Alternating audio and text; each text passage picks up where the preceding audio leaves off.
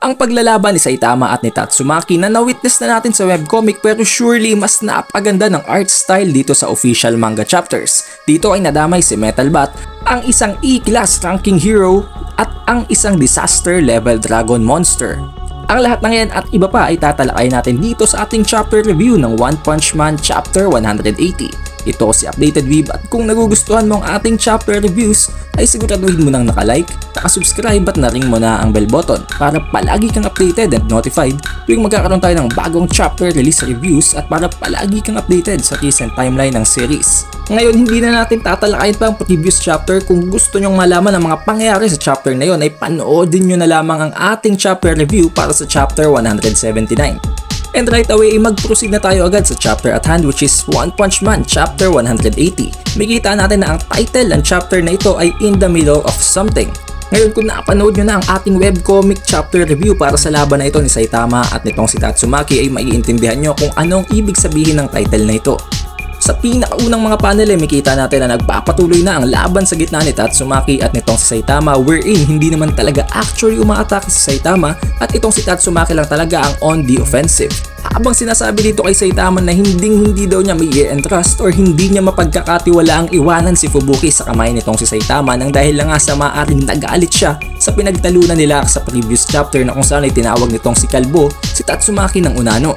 Hindi naman nagtagal at dinagdagan na naman itong si Tatsumaki ang kanyang telekinetic power output na dahilan kung bakit napunit na ang outer cloth nitong si Kalbo na ang kanyang jacket, at makita na natin ang kanyang t-shirt underneath. Pero hindi pa daw nakontento itong si Tatsumaki at patuloy pa rin niyang dinagdagan ulit ang kanyang telekinetic power output, habang makita natin ang napakagandang art ni Tatsumaki dito sa panel na ito. Ito ay ang isa sa mga dahilan kung bakit nagpapatuloy pa rin tayong bumasa ng official manga chapters kahit na medyo alam na natin ang gist ng kung ano ang mangyayari kapag binasa natin yon sa webcomic. Nang dahil doon ay napatalsik na itong si Saitama dahil sa overwhelming na power ng telekinetic output nitong si Tatsumaki, at makita natin na malapit na siyang makarating sa isang neighboring city nang dahil nga sa impact ng pagtalsik na yon. Nagpaugtol-ugtol itong si Saitama na para bang isang bola, pero hindi naman ito sigurado tinatabla ng sakit at para bang umuugtol lang talaga siya actually nang dahil sa impact. Babalik naman ang panels dito sa kung saan ay iniwan ni Tatsumaki at ni Saitama si Fubuki at ang buong Blizzard Group. Napagdesisyonan na dito nitong si Fubuki na buwagin na lamang ang kanilang grupo dahil wala naman talaga silang magagawa, and dumating na sa point na kung saan ay binantaan na nitong si Tatsumaki ang kanyang mga miyembro na lulumpuhin niya ang lahat ng ito para hindi na sila magkaroon pa ng interes na bumuo ng grupo. And wala naman talagang magagawa ang buong Blizzard Group kahit magtulong-tulong pa sila kung lalaban sila kontra kay Tatsumaki. Pero dahil alam naman ni Fubuki na magpupumilit pa rin ang mga ito dahil napaka-persistent ka ng kanyang mga miyembro, naapilitan siyang sabihin ng mga ito ng mga masasamang salita na wala silang kwenta at napakahihina nila, kaya kailangan na nilang lumayo sa kanya. With yet another very beautiful art na naman ang isa sa Psychic Sisters, at kitang-kita natin dito kung gaano kalaki at kung gaano kahubog na hubog ang puso ni Fubuki. Gulat na gulat ngayon ang mga miyembro ng Blizzard Group dahil hindi sila makapaniwalang kaya silang pagsalitaan ng gano'n ng kanilang leader. Subalit wala naman silang magawa habang itong si Fubuki ay unti-unti nang lumalabas mula sa Heroes Association gamit ang mga butas na nakreate ni Saitama at ni Tatsumaki nang tumalon sila sa previous chapters. Sinabi din niya sa mga miyembro niyang itong from this point on ay magkakaroon na sila ng separate ways at wag na daw siyang susundan ng mga ito.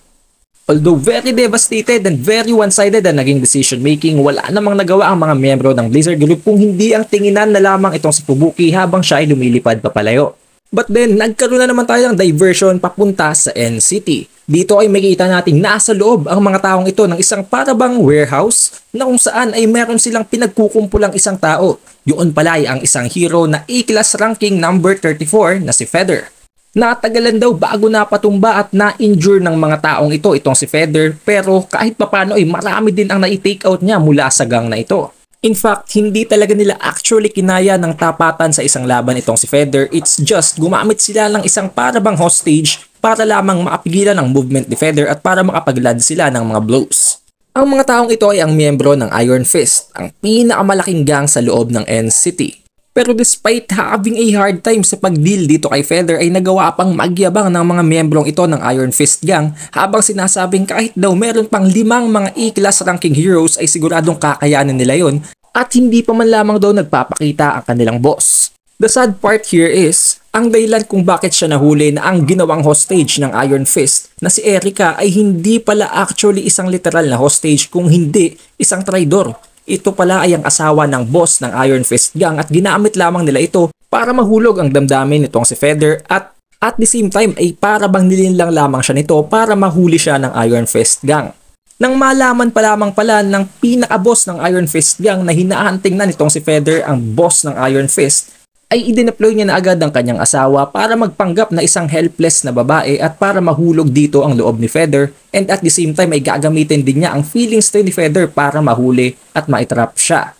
Habang pinagtatawanan siya ng mga miyembro ng Iron Fist gang at nitong si Erika nang dahil lang sa napakadali niyang nalinlang, but instead, tumawa lang din itong si Feather at naisip ngayon ng mga taong ito na nababaliw na daw yata itong si Feather sa tindi ng mga injuries na kanyang tinamo, pero sinabi dito ni Feather na mas maganda pa nga daw dahil ngayong alam niya na wala talagang hostage ay makakapag-go all out na daw siya dito. Habang sinasabi kay Erika na isang napaka-terrible na actor daw talaga nitong si Erika, we can see from this panel naman na tumutulo ang luha nitong si Erika as if talagang meron din siyang nararamdaman dito kay Feather, and it's just hindi niya kayang suwayin ang Iron Fist, especially ang kanilang boss dahil maaring meron ding literal na hostage at yun ang dahilan kung bakit nga pinakasalan or naging asawa ng boss ng Iron Fist itong si Erika. Then may makita tayong isang napakalaking tao sa likod ng mga membrong ito ng Iron Fist. May kita na natin ngayon ang boss ng Iron Fist na si Big Iron. Siya ay nabigyan ng isang A-class bounty which only means na sa ibang lugar, maliban sa ibang cities na kung saan ay naroroon si Saitama at ang ibang mga heroes, ay mayroon ding iba't ibang level at ranking ng mga bagay-bagay at hindi lamang ang disaster level ng mga monsters at ang ranking ng mga heroes. Makita natin dito na itong si Big Iron ay nabigyan ng A-class bounty which means na maaaring nasa level siya ng A-class ranking heroes or even higher dahil nabigyan nga ng ganong amount or level ng patong para sa kanyang ulo. Upon seeing this big boss ay hindi naman kinabahan man lamang itong si Feather, but instead sinabi niya pa na dito magsisimula ang kanyang climax as a hero, habang sinasabi kay Erika na panoorin lamang siya nito na gawin ang kanyang pinaka the best. Pero habang nasa spotlight na ngayon itong si Feather, and in the very moment na parang susugurin niya na ang big boss na si Big Iron, ay biglang nasira ang dingding na kung saan siya ay nakasanday, and kitang-kita naman natin kung sino ang dahilan ng pagkasirang yon ng wall. Makita natin na dahil yun sa pagtalsik nitong si Kalbo, nang dahil na rin nga sa pinatalsik siya nitong si Tatsumaki magmula pa sa CTA. And makita natin dito na sa sobrang lakas ng impact ay paharabang nawala na ng malay itong si Feather at nawala ng pinaka-pupil ng kanyang mata.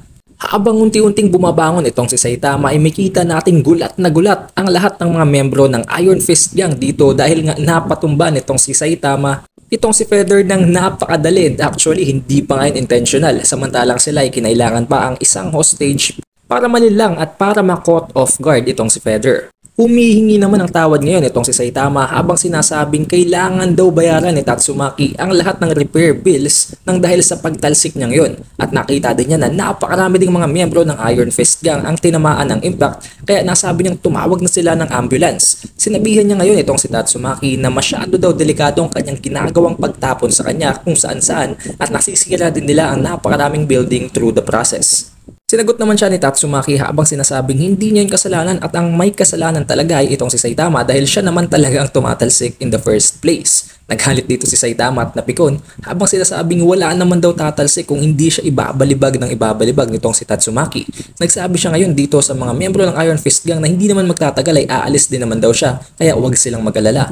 Gulat na gulat lalo ngayon ang buong Iron Fist gang dahil ngayon ay nasa harapan nila ang rank 2 S-class ranking hero na si Tornado of Terror or itong si Tatsumaki. Si Feather naman ay completely out cold na or talagang na-knockout siya nang dahil sa nangyaring pagtalsik ni Saitama sa kanyang likuran. Dahil dito ay biglang nagalit itong si Big Iron habang sinasabing wag daw silang matakot dito kay Tornado of Terror dahil kahit na daw S-class ito, still nag-iisa pa rin ito at napakarami nila sa gang. At mas magandang pagkakataon pa nga daw ito dahil kung mapapatay nila ang pinakamalakas na hero present as of now dahil nga naman missing in action pa rin hanggang ngayon si Blast, magiging mas maganda pa yun para sa kanila at magiging mas mataas ang status ng Iron Fist gang. Pinigilan naman siya ni Saitama pero dahil nga hindi naman widely known itong si Saitama and hindi naman siya kasali pa sa S-class ranking ay bigla na lang siyang hinampas nitong si Big Iron habang sinasabing ang mga may hinang nila lang ay kailangang lumayas. Kaya naman, sinuntok din siya ngayon itong si Saitama habang sinasabing kung ganun pala, di kailangan daw lumayas itong si Big Iron na para bang pinahiwatig niya na si Big Iron ang mahina kaya siya ang kailangan lumayas. Dahil dito ay nagulat ang mga miyembro ng Big Iron dahil nakita nilang sa isang suntok lamang ni Saitama ay tumalsik ng napakalayo at napakataas ang kanilang boss. To the point na lumampas pa ito maging sa ceiling ng kanilang warehouse. Sinabi naman dito ni Saitama na ano naman daw ang plano ng mga natitirang membrong ito. Nagalit naman ang mga membrong ito but instead na tumakbo, agad pa silang umatake kay Saitama at kay Tatsumaki para ipaghiganti ang kanilang boss. Subalit dahil nga nandito si Tatsumaki, wherein sinabi dito ni Tatsumaki na shut up, we're in the middle of something. Na para bang pinahihiwatig dito nitong si Tatsumaki na ayaw niyang may istorbo sa kanilang ginagawa ni Saitama na kung saan ay nakikipaglaban nga siya kay Saitama while Saitama stays on the defensive mode. And I guess yun ang dahilan kung bakit ang title ng chapter ay We're in the middle of something here. Matapos yung sabihin itong si Tatsumaki ay makita nating winipe out niya ang buong Iron Fist gang nang gamit lamang ang kanyang telekinetic powers and maaring hindi pa nga dito kailangan ng tulong ni Saitama. Nang dahil dito ay ligtas na ngayon itong si Feather at maging itong si Erika. Sinabi niya dito na napansin niya na hindi daw talaga nagpapanggap itong si Erika nang siya ay kasama niya. It's just that wala din choice itong si Erika kaya inintindi niya na lamang ito. Subalit ngayon daw na wipe out na ang Big Iron Gang ay hindi na nito kailangang problema pa at pwede na itong magsimulang muli. Si Erika naman ay hindi man lamang nakikinig dito kay Feather habang masyado siyang grateful dito kay Tornado of Terror dahil ganun daw pala kalakas ang mga S-Class na tumutulong na lamang at bigla na lamang umaalis. Masyado niyang na-appreciate ngayon si Tatsumaki at hindi niya na napapansin kung anong effort na itinulong sa kanya ni Feather. But after all, masaya pa rin naman itong si Feather dahil kahit papano ay nakaalis na sila sa napakatinding sitwasyon na yon at medyo naiiya lamang siya dahil nasabi nga naman niya kanina nasisimulan daw niya ang climax but then bigla daw siyang para bang binunggo ng isang kotse. Kaya naman kakalimutan na lamang daw niya yon at magpapahinga habang natutulog sa kanyang bahay. We then get to proceed sa City H na kung saan ay may umaataking isang napakalaking monster. Nagkakaroon na ng stampede sa buong H-City nang dahil nga sa pinapa-evacuate na ang lahat ng mamamayan na naroroon nang dahil lang nga sa napakalaki ng monster na umaatake dito. Ito ay naturingang isang disaster level dragon, si Kenzan Rat. Nang dahil sa pagra-rampage ng napakalaking monster na ito ay halos na i-flatten out na ang buong eastern part ng H-City. Maging ang mga rumeresponding mga firefighters or mga bombero sa lugar na yun ay na-wipe out na rin at ang iba ay na-injured na kaya wala na talaga silang magawa kung hindi ang humingi ng tulong sa pinakamalapit na heroes. And it seems maging ang mga heroes nga ay hindi kakayanin ito except sa mga S-Class. Kaya kailangan nila ng pinakamalapit na S-Class hero para patumbahin ang Kenzan Rat na ito. Nang dahil na nga sa ang pinakamalapit na hero sa H-City ay itong si Metalbat na apilitan silang gamitin si Metalbat para i-deploy sa H-City at para mapigilan na ang pag-rampage ng Kenzan Rat. Makita natin dito na umi-sprint na ng napakabilis itong si Metalbat at wala siyang kahit na anong service. Galit na galit din dito itong si Metalbat dahil meron pala siyang specific na dahilan. Manganganak pala ngayon ang kanyang precious cat na matagal ng buntis. Pero since wala namang kahit sinong S-Class hero ang malapit or nearby the H-City ay napilitan pa rin siyang sumugod at tulungan ang mga mamamayan. Kaya despite having the precious moment ng panganganak ng kanyang napaka-inaalaga ang pusa ay wala siyang choice kung hindi ang sumugod agad para patayin ang Kenzan Rat. Pero habang tumatakbo itong si Metalbat ay binabantaan din niya ang mga nasa Heroes Association na kapag daw nagkaroon ng problema sa kanyang pusa, sigurado daw na may mananagot sa kanila. And then it reached to a point na kung saan ay nakita na nga or nagkaroon na ng contact ang Kenzan Rat at itong si Metalbat.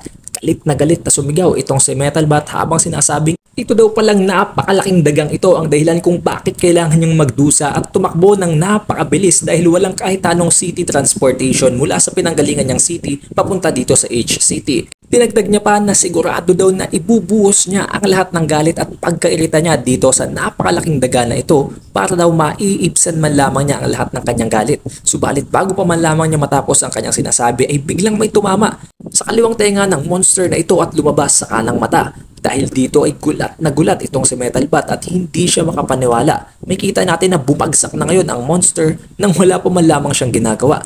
Subalit nang makita nitong si Metalbat na si Tatsumaki pala ang dahilan ng bagay na yon at nakita din niya na itinutulak nito ang isang kalbo na hindi pa naman niya actually kilala, pero ang significant thing dito is that nakita niyang involved itong si Tatsumaki sa nangyari kaya mas napili niyang manahimik na lamang at manatiling kalmado habang naglalakad pa uwi. And that ends Chapter 180 ng One Punch Man na kung saan ay nagkaroon ng partial na parte ng paglalaban ni Tatsumaki at ni Saitama. Based on these chapters, I guess aabutin pa ng around 3 to 4 chapters bago matapos or makumpleto ang buong laban ni Saitama at ni Tatsumaki. Pero kung gusto nyo nang malaman ang outcome ng laban na yun, ay pwede nyo namang panoodin ang ating previous video about sa One Punch Man na based on webcomic. But then, I guess that's all para sa ating chapter review ng One Punch Man Chapter 180. I hope you guys had a great time watching this video. It's the Updated Weeb and I'll see you on the next one.